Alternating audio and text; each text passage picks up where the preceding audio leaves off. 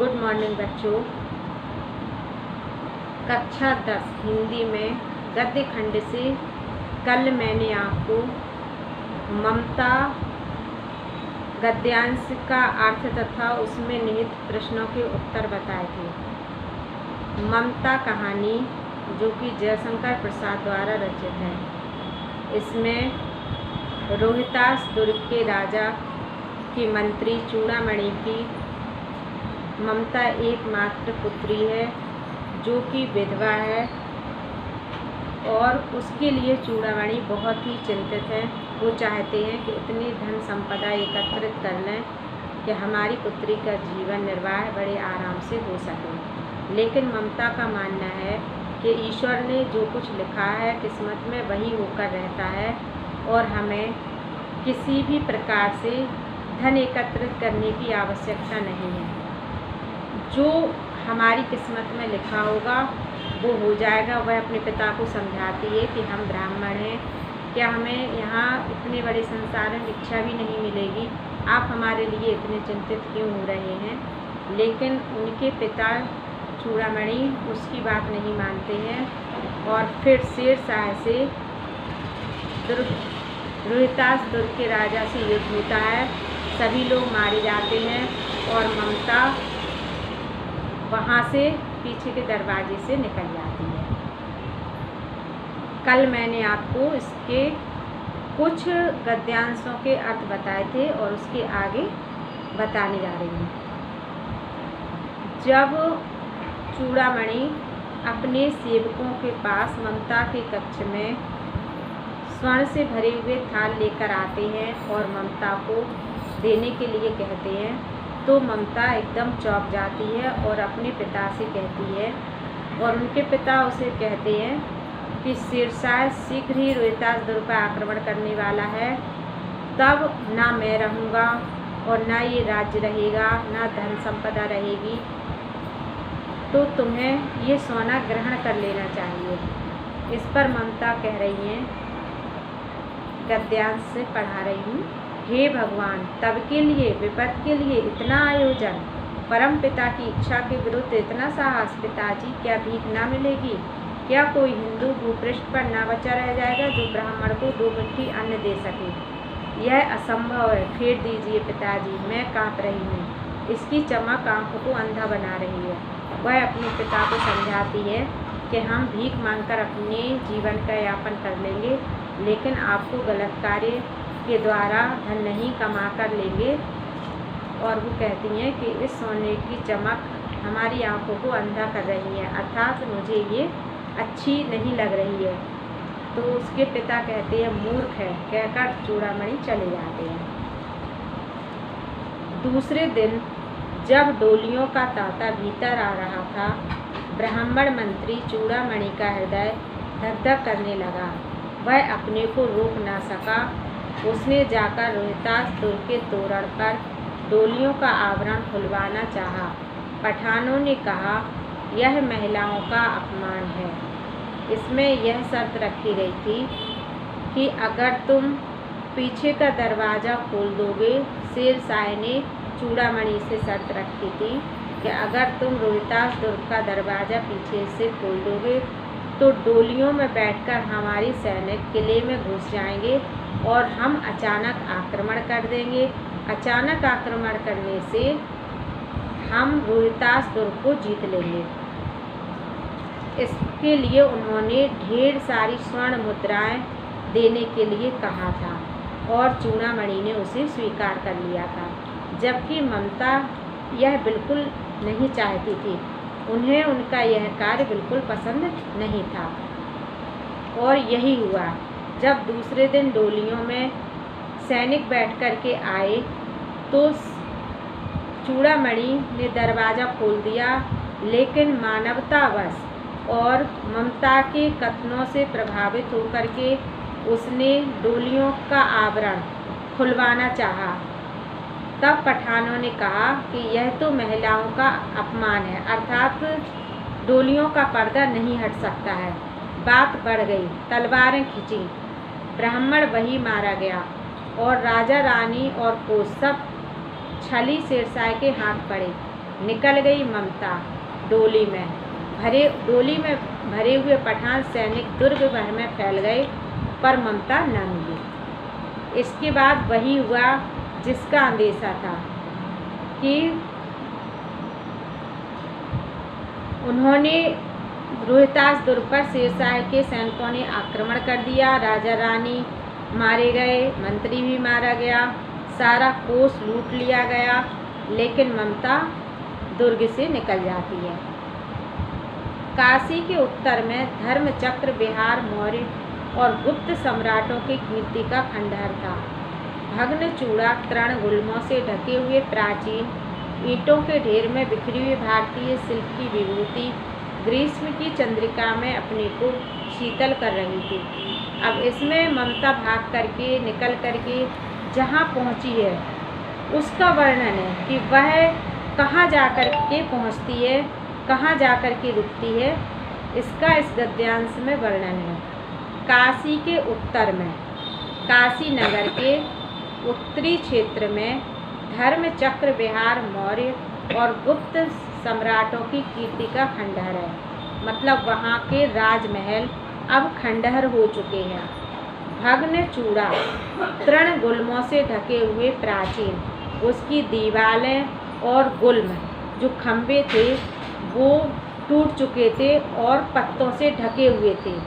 ईंटों के ढेर में बिखरी हुई भारतीय शिल्प की विभूति और जो कलाकारी थी महल की, वह भी अब ढेर में परिवर्तित हो चुकी थी ग्रीष्म की, लेकिन वह इतनी सुंदर थी प्राचीन काल में कि आज भी अपनी सुंदरता को, जो शेष भाग रह गया था वो आज भी अपनी सुंदरता को बिखेर रहा था। ग्रीष्म की चंद्रिका में अपने को शीतल कर रही थी और ग्रीष्म ऋतु में जब चंद्रमा की चांदनी उस पर पड़ रही थी तो वह आज भी चमक रही थी। जहाँ पंचवर्गीय भिक्षु गौतम का उपदेश ग्रहण करने के लिए पहले मिले थे, उसी स्तूप के भग्नावशेष की मलिन छाया में एक झोपड़ी के दीपालोक में एक स्त्री पाठ कर रही थी। और वहीं पर जहाँ गौतम ऋषि ने अपना उपदेश अपने शिष्यों को दिया था, उसी खंभे के नीचे जो अब टूट चुका था और जिसमें थोड़ा सा भाग शेष था, उसी झोपड़ी में वह एक दीपक जला करके पाठ कर रही थी। एक स्त्री पाठ कर रही थी। वो स्त्री और कोई नहीं, ममता ही थी। अन्यान्यश्चिन्त्यो माम ये जनः पर्युपासते। इसका अर्थ है जो भक्त अनन्य भाव से मेरा चिंतन करते हैं, उनके अभाव की पूर्ति में मैं स्वयं करता हूँ। इसमें श्री कृष्ण ने गीता के उपदेश में अर्जुन से कहा है कि हे अर्जुन, जो अनन्य भाव से मेरी उपासना करते हैं, मैं उसे किसी प्रकार की कमी नहीं होने देता हूँ, मैं उसकी रक्षा स्वयं करता हूँ।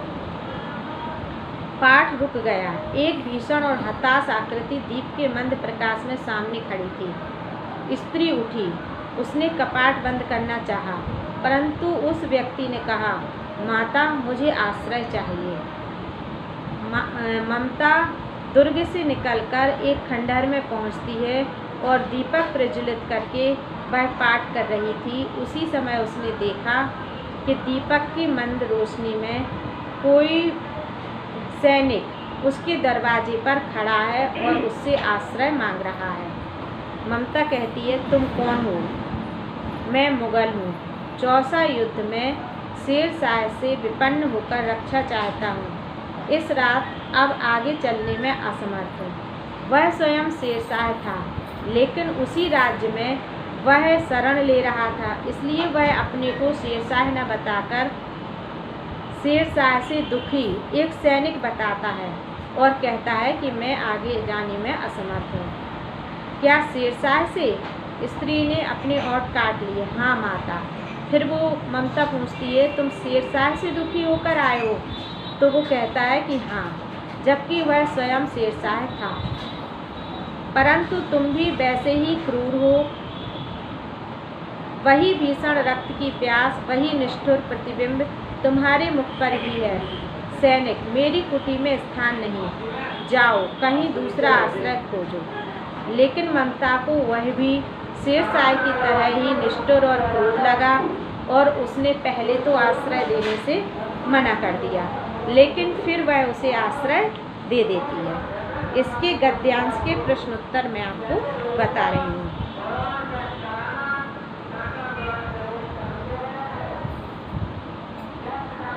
इस गद्यांश में काशी के उत्तर में धर्मचक्र विहार मौर्य और गुप्त सम्राटों की कीर्ति का खंडहर था। भग्न चूड़ा तृण गुल्मों से ढके प्राचीन ईंटों के ढेर में बिखरी भारतीय शिल्प की विभूति ग्रीष्म की चंद्रिका में अपने को शीतल कर रही थी। सबसे पहला प्रश्न है इसमें,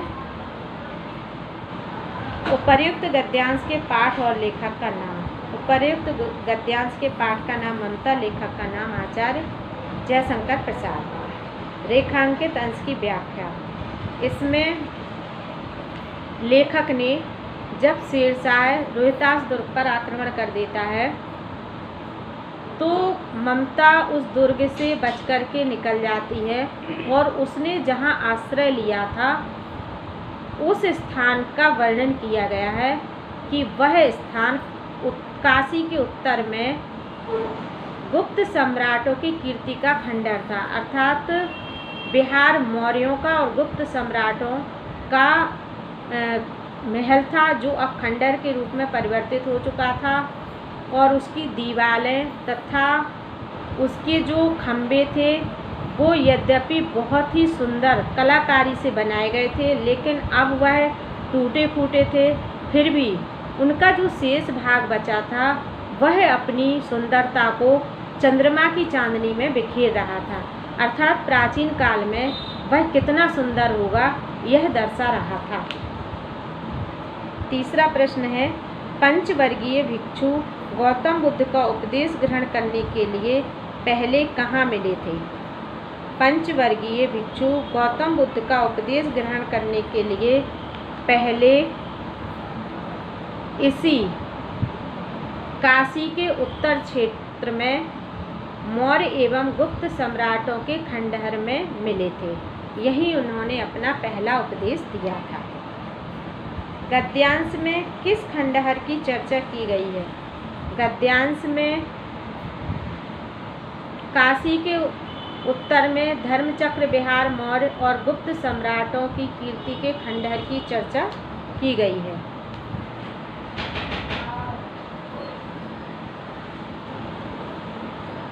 स्त्री पाठ कहाँ कर रही थी? स्त्री पाठ उसी खंडहर के शेष बचे हुए सुरक्षित स्थान पर एक दीपक जला करके कर रही थी। स्त्री क्या पाठ कर रही थी, उसका क्या अर्थ है?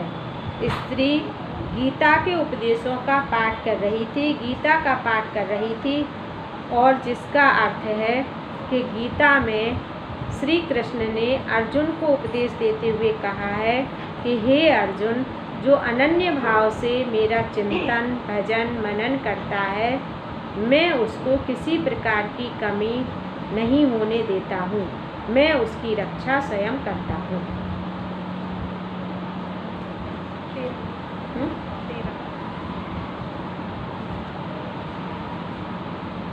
अब आगे का गद्यांश है,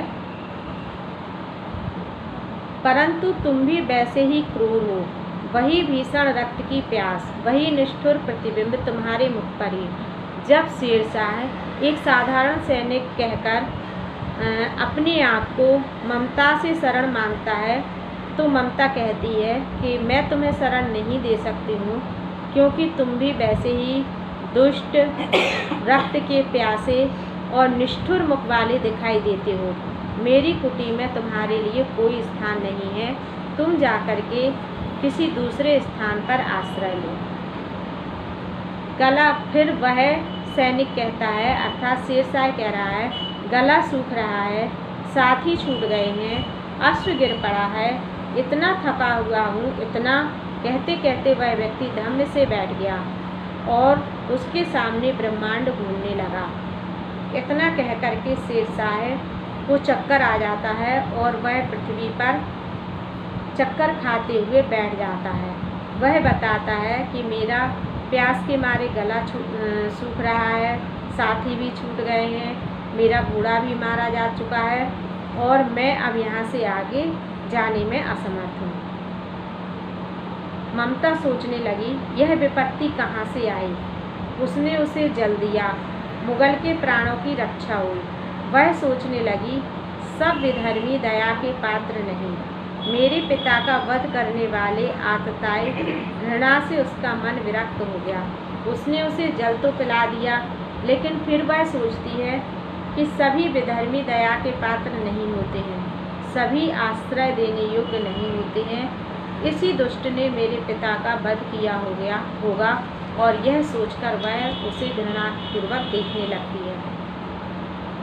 जल पी करके मुगल स्वस्थ होकर मुगल ने कहा, माता तो फिर मैं चला जाऊं? फिर विचार कर रही थी, मैं ब्राह्मणी हूँ, मुझे तो अपने धर्म अतिथि देव की उपासना का पालन करना चाहिए, परंतु यहाँ नहीं, यह विधर्मी दया का पात्र नहीं है, परंतु यह दया तो नहीं, कर्तव्य है। ममता जब शेरशाह कहता है कि हे माता, क्या मैं चला जाऊं, आप मुझे आश्रय नहीं देंगी, पहले तो ममता सोचती है कि सभी विधर्मी दया के पात्र आश्रय देने योग्य नहीं होते हैं। फिर वह सोचती है कि मैं ब्राह्मण पुत्री हूँ और मेरा धर्म है अतिथियों की सेवा करना। अतिथि कैसा भी आए, मेरा यही कर्तव्य है कि अगर वो मेरी शरण में आया हो तो मैं उसकी सहायता करूँ। मुगल अपनी तलवार टेककर उठ खड़ा हुआ। ममता ने कहा, क्या आश्चर्य है कि तुम भी छल ना करो, ठहरो। फिर वह शेरशाह को सैनिक समझ करके कहती है कि इसका क्या भरोसा है कि तुम मुझसे छल ना करो, तुमने सभी कुछ तो नष्ट कर ही दिया है। तो शेरशाह उससे कहता है, छल नहीं, तब नहीं स्त्री, जाता हूँ।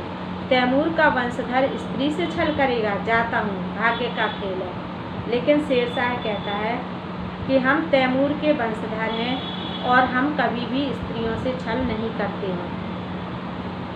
ममता ने मन में कहा, यहाँ कौन सा दुर्ग है, यही झोपड़ी है ना, जो चाहे ले ले, मुझे अपना कर्तव्य पालन करना चाहिए।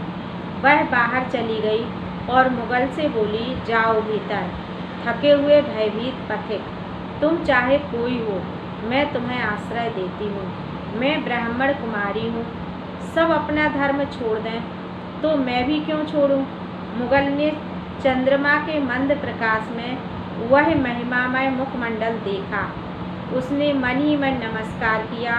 ममता पास की टूटी हुई दीवार में चली गई। भीतर थके पथिक ने झोपड़ी में विश्राम लिया। इसके बाद ममता ने अपने कर्तव्य को ही, अपने धर्म को ही उच्च स्थान दिया और वह मन ही मन सोचने लगी कि यहाँ कौन सा दुर्ग है जो ये जीत लेगा, और कोई मेरी शरण में आया है, मैं ब्राह्मण पुत्री हूँ, उसे शरण देनी चाहिए। वह अपनी झोपड़ी से निकल जाती है और उससे कहती है कि तुम भीतर जाकर के विश्राम कर सकते हो। तो उसके शेरशाह जब ममता के मुखमंडल को देखता है तो उसमें तेज था। वह एक साधारण स्त्री मालूम नहीं हुई। उसने मन ही मन ममता को नमस्कार किया और ममता अपनी झोपड़ी से निकलकर पास की टूटी हुई दीवार के पीछे चली जाती है।